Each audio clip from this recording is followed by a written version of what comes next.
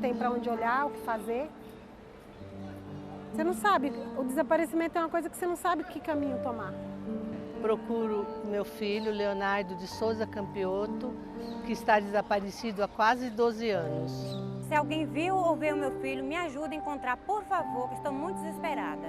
Espero que venha alguém ver essa foto e me dar um telefonema, me ajudar.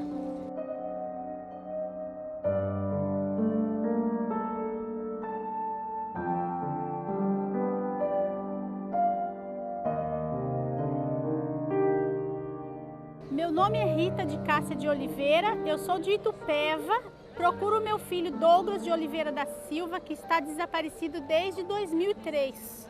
Por mais que as mães viessem a cada 15 dias às escadarias da Praça da Sé, da Igreja da Sé, passava como algo digno de dó, mas não algo digno de luta, que é exatamente o que elas fazem há mais de 23 anos. E hoje há mais de uma ONG forte em São Paulo. É interessante que elas estão em regiões diferentes do estado, que tem uma proporção muito grande. Além disso, falar de desaparecidos, trazendo para o direito constitucional, trazendo para o direito penal quando necessário, mostrando a técnica jurídica para forçar a política pública. Nós somos um grupo que a gente se fala por telefone. Às vezes uma chora, a outra xinga, a outra briga, grita, mas estamos ali. Quando a gente fala de família, filho, marido, amigos, não tem a paciência de ouvir todo dia a mesma coisa. Já outra mãe tem. Ela ouve, ela chora, às vezes a gente reclama, isso não vai dar certo, aquilo vai dar certo, mas é o que nos une, é o que nos dá força. É uma mãe ajudando a outra. A Lei 13.812, sancionada em 16 de março de 2019, ela institui a Política Nacional de Busca de Pessoas Desaparecidas. Ela também cria o Cadastro Nacional de Pessoas Desaparecidas. O Cadastro Nacional, na minha opinião, ele é importante porque ele vai interligar, vai fazer as leis saírem da gaveta, e as pessoas começarem a trabalhar no desaparecimento, interligar hospitais, delegacia, presídio, IML, albergues que tem demais. Isso, para mim, é o primeiro passo. Ter alguém que grite por nós. E um cadastro nacional, ele é prioridade para a gente. Em seu artigo 2º, ela traz a definição de pessoa desaparecida. Eu leio. Todo ser humano cujo paradeiro é desconhecido, não importando a causa de seu desaparecimento, até que sua recuperação e identificação tenham sido confirmadas por vias físicas ou científicas. Essa é uma definição legal que, para criança e adolescente, vem seguida da seguinte disposição. Criança ou adolescente desaparecido. Toda pessoa desaparecida menor de 18 anos. As crianças e adolescentes que desaparecem no Brasil normalmente são das camadas mais humildes da população. São crianças pobres, sem muitas condições de moradia. Normalmente, por conta da dinâmica familiar, os meninos começam a assumir por volta dos 9 anos, 8, 9 anos de idade, e as meninas um pouco mais tarde, né? Normalmente a faixa etária é de 11 a 13 anos, quando ela entra na puberdade e nessa fase ela começa os namoros, começa as situações de conflitos familiares e ela acaba muitas vezes sumindo, indo com uma amiga em um baile, saindo com o namorado, e você vê muitas situações de desaparecimento com essas saídas dessas meninas nessa fase. Meu nome é Maria Nunes da Silva, moro em São Paulo, no bairro Sapopemba. Procuro a minha filha Daniele, que desapareceu no ano 2000.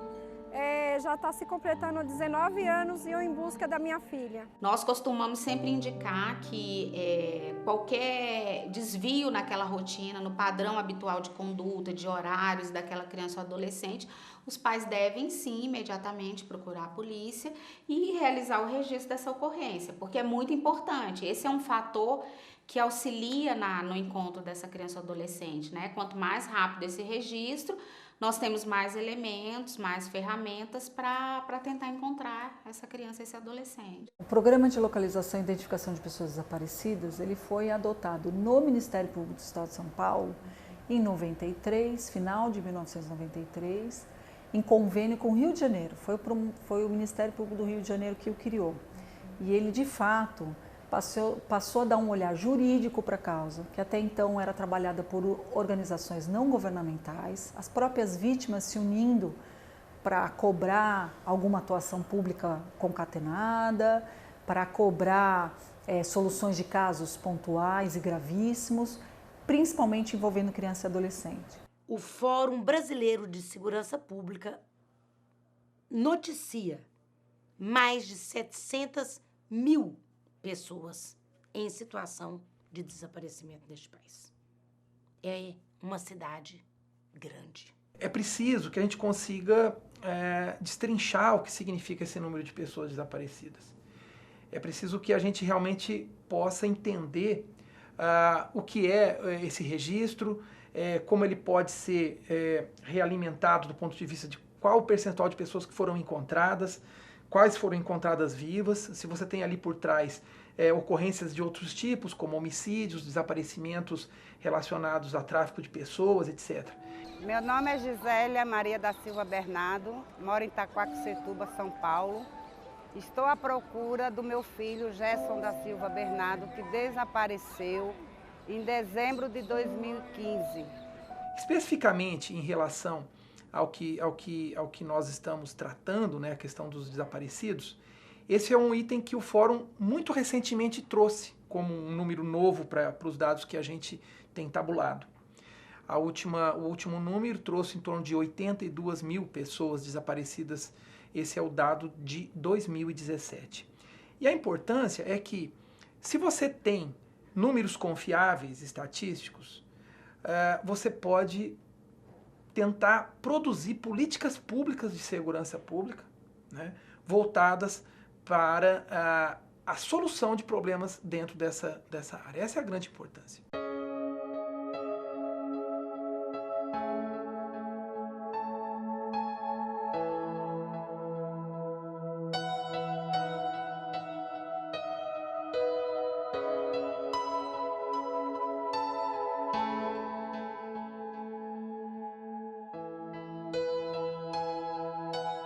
Eu deixei ele na escola. Quando foi 9 horas, a diretora ligou para mim pegar ele. Disse que ele tinha aprontado na escola. Peguei o ônibus. Quando eu cheguei na escola, aí entrei. Quando me desespero, vi só a mochila dele. Aí ela disse assim, a gente vai procurar o Richard. E nesse procurar, eu saí de lá 10 horas da manhã. E não acharam o Richard. Aí ela ainda disse assim, a gente tem que ir para a delegacia. Eu digo, eu não vou para a delegacia, porque a escola tinha de dar segurança. Eu confiei na escola e vocês não tomaram conta do meu filho direito. Aí ela disse, e aí? Eu digo, você é quem vai. O que você vai fazer? Eu digo assim, a gente tem família, tem amigos, meu filho vai dar um jeito e a gente vai encontrar meu filho. O mais importante é nós procurarmos entender toda a rotina dessa criança, do adolescente, todas as pessoas próximas a ela, entrar em contato com todo esse círculo dela social, né? Entender o que ela realiza, se alguém viu, aquela situação normal.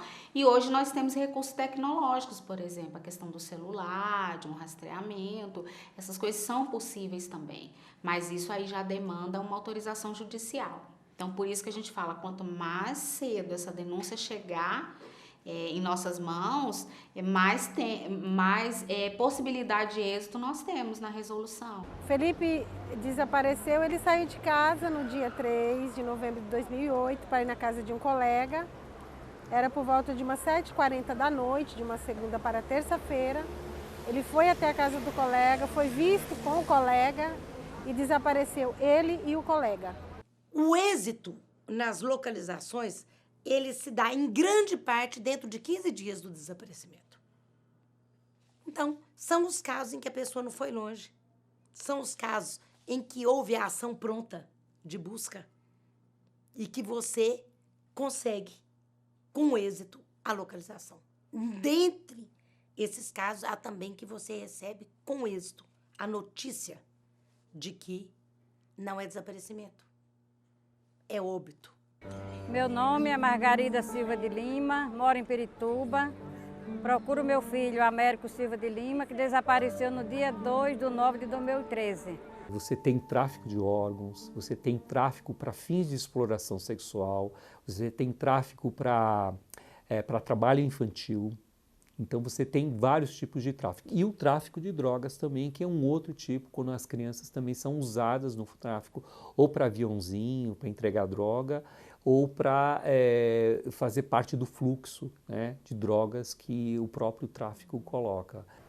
Há uma discussão, e ainda presente, junto à Secretaria de Segurança Pública, de que o adolescente, e isso se falava até então a partir dos 12 anos, 12, imagina, recém-adolescente, quase fim da pré-infância, né? Dizendo que esse adolescente é onipotente, que ele vai voltar, que ele é baladeiro, que ele descumpriu ordem de pai e mãe, ou que ele o fez até com consentimento de pai e mãe e que não é necessária investigação. É uma máxima, né, quando nós pensamos em criança e adolescente, como que em geral nós colocamos, né, que as crianças fantasiam, elas não sabem o que falam e os adolescentes têm por hábito mentir. Então é um processo muito grande a gente desconstruir esses padrões, esses valores e a gente dar oportunidade de fala e dar visibilidade para essas crianças e adolescentes. E a gente só vai conseguir fazer isso através de políticas públicas. Então, a edição de uma legislação específica para tratar desse público, ela é uma política pública importante. A primazia do atendimento deles é constitucional. O ECA, ele repete uma regra constitucional inalienável e básica, é uma cláusula pétrea, e nós não cumprimos, principalmente em relação ao adolescente desaparecido. Vige sobre ele um preconceito, vou até deixar bem claro o acento no preconceito de que não é necessário buscar porque ele desaparece voluntariamente. E essa não é a verdade, né? Ou pelo menos não pode ser a verdade preconcebida para não procurá-lo. Nós temos isoladamente, né, as polícias. Então nós temos um sistema de registro de ocorrência onde consta lá o registro da ocorrência, o dia e quando essa criança é localizada, essa ocorrência é alimentada também. O que não existe no nosso país é uma integração de todas essas informações e que isso é um prejuízo para o trabalho policial como um todo. Então, por exemplo, nós estamos aqui muito próximo do entorno, então é muito factível que uma criança saia daqui e vá para Unai, vá para Águas Lindas, e aí nós não temos um banco de dados que converse. A gente percebia muitas lacunas, uma falta de padronização, cada estado utilizava os seus próprios critérios. Tem ocorrências, por exemplo, que podem ter uma determinada nomenclatura num estado e ter uma nomenclatura em outro. Nós temos também a questão da separação conjugal. Então, na separação conjugal, você tem aquela questão da alienação parental, que é a subtração de crianças. Então, um dos cônjuges, eles fica com a criança, com a guarda da criança, e o outro quer ficar também, luta por, disputa a guarda.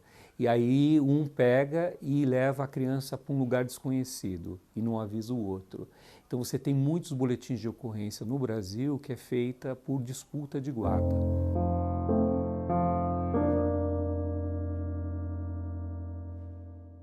Eu só pensei no pior, que é o que eu vejo acontecer com outras crianças, vejo direto. Nunca pensei que ia acontecer comigo. Ia passar na pele o que as outras mães passam. Dói até a alma. Naquele momento não conseguia pensar só pensava, quer dizer, na verdade só pensava assim, por que ele fez isso, não conseguia entender, né? E já quando eu fui criando o grupo, né? Já vim no meio do caminho, mas não estava conseguindo entender 100%, né, o que estava acontecendo, né? Estou procurando o meu filho, Alex de Queiroz, que sumiu dessa região há 18 anos e 7 meses que eu procuro ele. Espero que venha alguém ver essa foto e me dar um telefonema, me ajudar. Todas as vezes que eu levanto de manhã, que eu olho naquele quarto, eu tenho a esperança de que eu vou encontrar ele deitado, como sempre foi antes dele desaparecer. Todos os dias, quando eu ia fazer o café, eu olhava para ver se ele estava dormindo, se a Amanda, que ainda não era casada, estava dormindo também. E eu não tiro essa mania de olhar no quarto para ver. E é a esperança disso e não deixar morrer a imagem que eu tenho dele. Porque 10 anos a pessoa muda, né? A aparência. De posse das fotografias do desaparecido e da família também, né? Tem aqui um caso real que a gente vai exemplificar a técnica. Esse garoto desapareceu com 10 anos, então aqui a fotinha dele, a gente também, de posse das fotos dos familiares, aqui tem as fotos dele, né, da mãe, do pai, a gente faz um estudo de como que é as características faciais dele, com quem que ele se parece, né, se parece mais com o pai ou com a mãe. Aqui no caso a gente observou que o garoto se parece mais com o pai, bem parecido com o pai. Então, o pai vai ser a nossa referência. A gente vai utilizar a fotografia do pai para ser a nossa fotografia base. Então, vamos retirar da fotografia do desaparecido, né, enquanto criança, o triângulo do rosto, que é a porção mais identificável da face, né? Então, depois que leva o triângulo do rosto para a fotografia referência ou a fotografia do familiar, daí a gente vai fazer as modificações faciais, né? Vão aplicar ali todas aquelas conhecimentos científicos com relação a crescimento crânio-facial e modificar para que ele fique mais parecido com uma pessoa na idade atual, né? Com as fisionomias que ele teria na idade atual. Aqui ele tinha uns 10 e hoje em dia ele está com 27 anos. Então essa é a progressão de idade e essa é a fotografia dele quando desapareceu. Se eu pensasse que aconteceu um acidente, eu encontraria ele no hospital. Se ele tivesse sido preso porque ele era menor, estava com uma moto, pilotando uma moto, eu encontraria ele numa delegacia. Seria o que eu acharia, mas isso não aconteceu. Então eu não sei te explicar o que pode ter acontecido com meu filho. Sequestro, não, mas só que eu fiquei imaginando porque já minha mãe já tinha falado, né, porque ele tinha pulado o portão, tudo, né? Mas eu fiquei com um certo receio de alguém de má índole pegar e sumir com ele aqui próximo da região, né? Aí não ia ter como achar ele mais, né? Nos anos 70, 80 e 90, isso era muito forte no Paraná. Hoje, se uma criança, principalmente de 0 até 2 anos, se uma pessoa sai, isso aí eles colocam em todas as mídias, dão um alerta nas rádios, eles fazem uma divulgação muito grande para que ache aquela criança. E eles têm conseguido bastante reduzir esses índices que era muito alto no Paraná em relação a crianças desaparecidas. Meu nome é José Dalva de Souza Campioto, moro em Carapicuíba, procuro meu filho Leonardo de Souza Campioto, que está desaparecido há quase 12 anos. Nós temos números por boletins de ocorrência, tá? Passam de mais de 5 mil crianças desaparecidas, adolescentes nem se fala, o número é bem maior, mas nós não temos os motivos das baixas, que deveriam ser colhidos pela delegacia quando dá a baixa. Eles até colhem, mas eles não tratam os dados. Isso está sendo negociado com a Secretaria de Segurança Pública, que vem pensando seriamente em passar a análise desses dados para o setor de inteligência, para que isso seja feito com seriedade, com expertise e de uma forma diária. Tá? E nós não temos também o número de encontros, de que forma? Voltou, foi localizado por investigação, foi encontrado morto. Nós há mais de 15 anos estamos tentando implantar um documento único de identificação. Isso é um desafio. Eu entendo que existem outros interesses que acabam fazendo parte dessa questão, tá? E é por isso que, por exemplo, se você quiser hoje ainda, você consegue tirar 27 carteiras de identidade, uma em cada unidade da federação. E elas podem ser todas autênticas, caso você tenha uma certidão de nascimento que é, vamos dizer também, autêntica e retirada em um cartório. Então, se você pensar nisso, qual a relação que isso pode ter com os desaparecidos? É claro que eu posso ter uma pessoa que desaparece intencionalmente e ela pode simplesmente deixar de ser quem ela era e passar a ser outra pessoa. Ou seja, nós temos ainda falhas nos nossos processos de identificação de pessoas. Que é muito importante que todos saibam que hoje todos os ministérios públicos do Brasil têm um PLID. Isso faz com que a gente comece a dialogar sobre lógicas regionais, por exemplo, o tráfico de pessoas em fronteiras secas, o tráfico de indígenas, né, o desaparecimento de crianças indígenas e suas causas. E, além de tudo, com que a gente comece a fazer com que o próprio governo federal tenha dados fidedignos estaduais e faça sair do papel a recente Política Nacional de Combate ao Desaparecimento através da lei que entrou em vigor em março desse ano. Quanto mais rápido você gritar e alguém te ver e as redes sociais estiverem ali te ajudando, mais rápido é de você encontrar o seu ente querido.